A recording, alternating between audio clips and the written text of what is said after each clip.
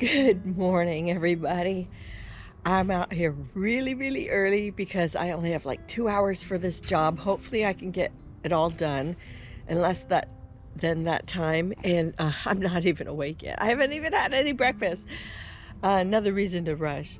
But this is my butterfly garden up here, and it was put in April of 2020. I will link you at the end of this video to the original video and then to the sort of like freshening up of this spring of 2021.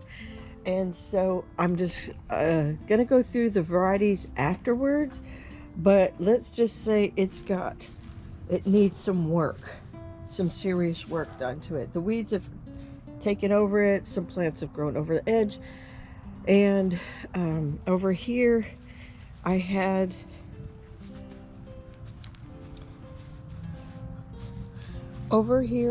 the purslane in a couple spots, and it did its wonderful job, but it is now completely dead and gone.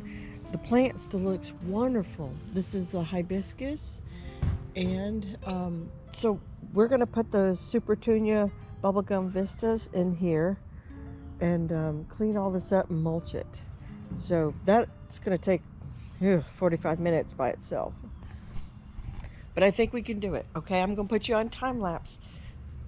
All right, let's go for it.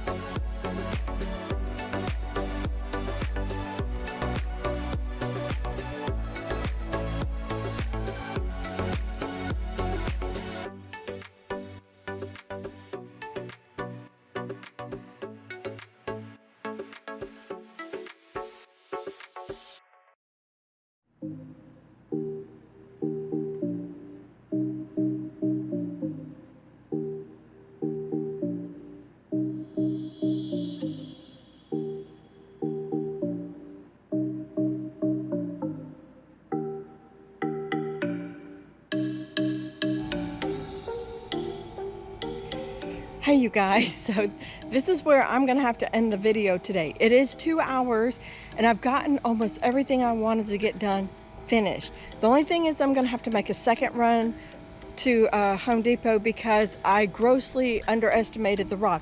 Now I was only planning for it to go from each side of the window to where it juts out. I was gonna stop there, but I didn't even get that far. I barely got to the middle of the big bay window. So the big picture window that I just love. Jack put that in a couple of years ago for me because we had a bay window and it was rotting and we had no choice. Rain in the house or fix. Actually, that was 3 years ago. Buddy was a baby. Oh, yeah. So anyhow, we didn't have a choice. But anyhow, let me just show you what we got up into this point. So I had to clean up around the base of the hibiscus.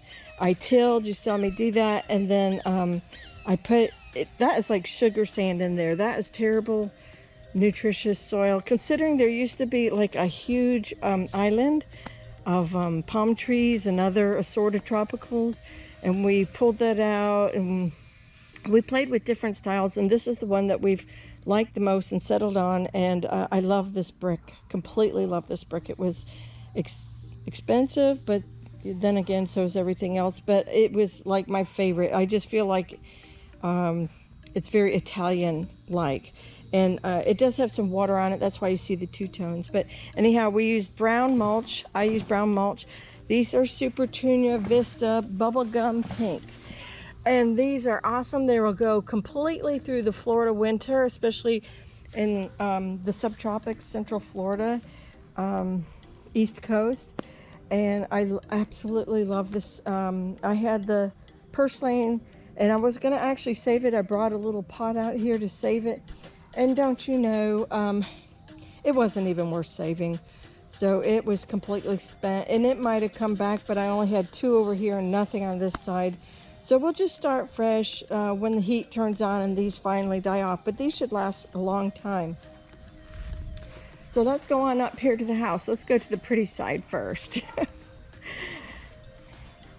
So this is my butterfly garden, and I mentioned that it was established in April of 2020 when Jack was on a furlough, and we had all sorts we had a saga palm here, like a date palm or pygmy palm, something like that, with 3 branches here. We ripped all that out. I still left with a stump there from another palm. And I don't know who thought it'd be great to put a palm right up against the house. But anyhow, that's what we inherited. And we tried to work with it for as long as possible. And we have the black ground cover because it was also a weed disaster in here. And I do not want to use Roundup or anything like that anymore going forward. We had tried that for a while. We had the yard guy. My friend does my yard and we barter. Anyhow, he'd come in here and he'd weed whack it. It was just a mess, and we decided to put a beautiful defined border on here. We decided it used to come straight across, and then there was actually at one time a hedge here that died with a couple of frosts. Well, actually, I think those were hard freezes. That's why they're all gone. I tried roses, I've tried salvia, I've tried everything. And anyhow, we decided to put a curve in it just because of the sake of the lawnmower and make it pretty. So here is celosia down here. I ripped out the other Mexican heather, and I'm going to put it in the backyard, but I replaced it with this little one. I wanted to trim. I originally thought I was going to just trim the Mexican heather, but then it came to mind that perhaps it would just die or look awful. So since I have company coming in 6 days, I thought, and plus I saw these already for sale, and I thought, okay, let's just throw the new set in and call it early spring. You know, I'm still fighting that traditional mindset of putting everything in April or sometimes even in January. So there's not really a need for some plants because they can handle like 20 degrees or 25 degrees below freezing. I mean, yeah, it is below freezing at 32. So why not go ahead and just enjoy it now and get the other out, rip it out. This is just river rock that I bought. And there's the Super Tunia mini vistas. These are dark cherry, I think that's what they call them. I had 2 of them, and they'll fill in. And then I believe that's blanket flower. Oh, I forgot the actual other name of it. It's kind of lopped over. It probably would like for me to stop. I spilled it over in the car, and then it gets here. It just wants me to leave it alone and give it a moment. So I've watered it in real good. I've watered the rock. As you can see, this is all 6 bags bought me. So I'm going to probably buy at least another 10 and see, maybe I'll get this far, you know, or more. Maybe I'll buy more. I don't know. We have to see what the budget looks like, because we got it's Christmas. You know how that goes, guys. It's an expensive time of year. So this was already here, this plant, also a blanket flower. So these 2 will match, and then these 2 back here will match.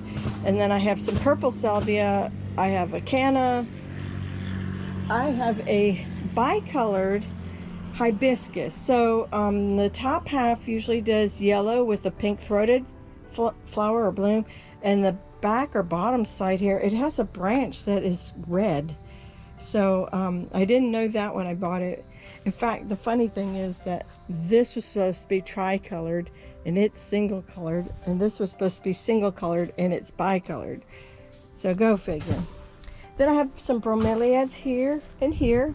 Those were just gifted to me by a friend who was thinning hers through.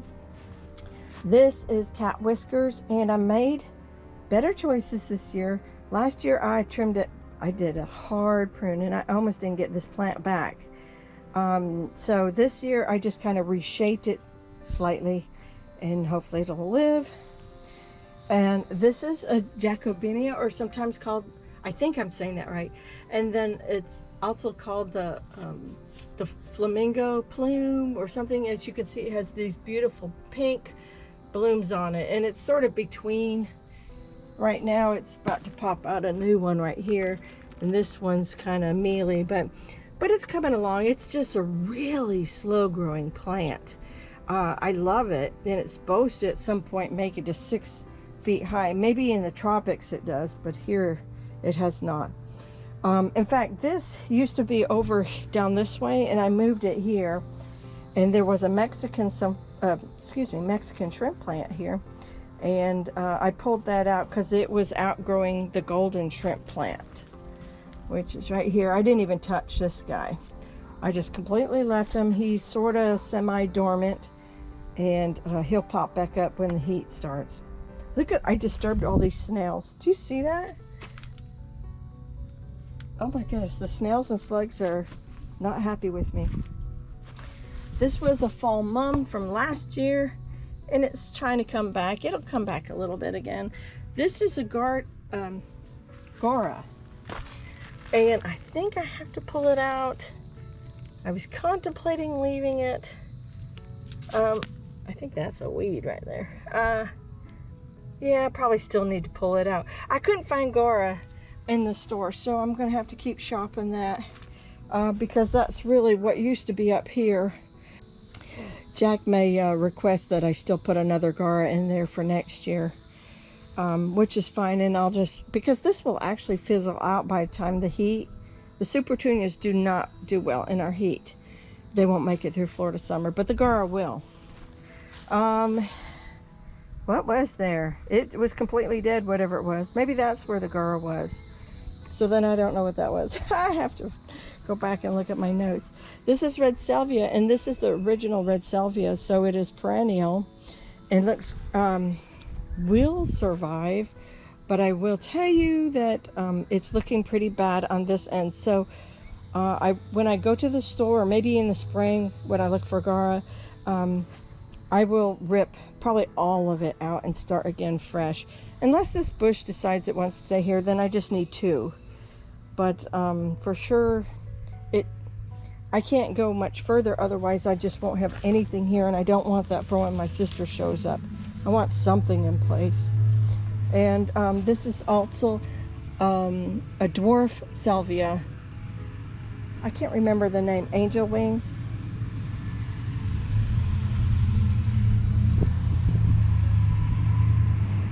This little tree is Duranta erecta, or golden dewdrops, because it usually makes golden berries, but it's also like, I think they call it purple showers, purple something, because it cascades beautiful purple flowers here when it's in bloom. Now mine is not in bloom. You can see it's in winter dormancy. But that's cool. I trimmed it up. I deal a lot with suckers on this, especially in the heat.